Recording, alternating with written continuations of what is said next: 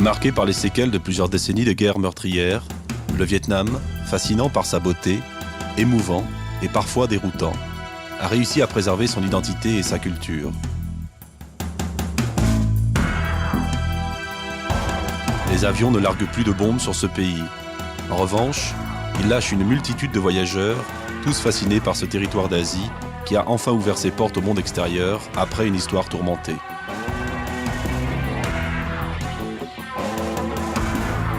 Mais pour les milliers de touristes attirés par l'exotisme et les souvenirs bon marché, la misère ne semble pas exister au Vietnam, devenu une destination très prisée. Mais cette république socialiste ne parvient pas à faire face à tous les besoins d'une population estimée à 82 millions d'habitants. Depuis son ouverture aux Occidentaux en 1986, l'aide internationale afflue de plus en plus au Vietnam.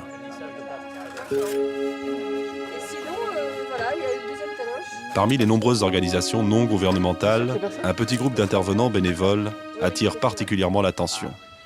Aujourd'hui, ces hommes et ces femmes, engagés dans le combat contre la misère, participent individuellement à l'action de plusieurs organisations humanitaires.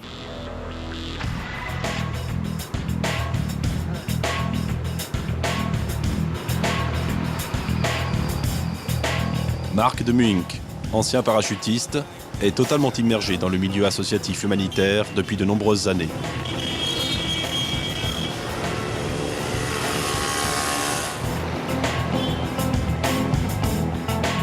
Désormais, il séjourne une grande partie de l'année au Vietnam et se définit lui-même comme un volontaire urgentiste.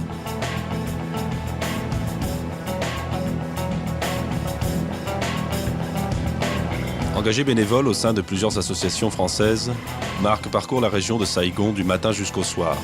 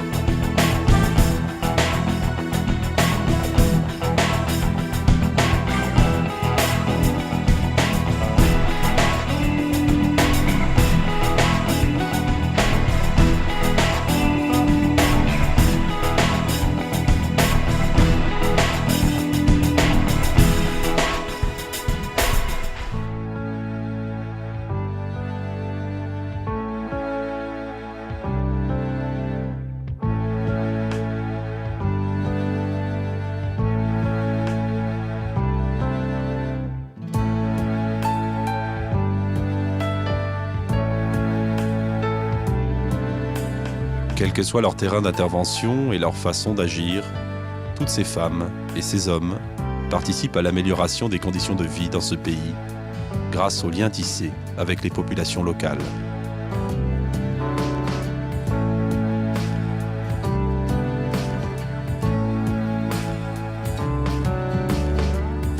Tous les acteurs impliqués réussissent à franchir les barrières des préjugés et des modes de pensée habituels pour se rapprocher mutuellement et harmoniser leurs actions.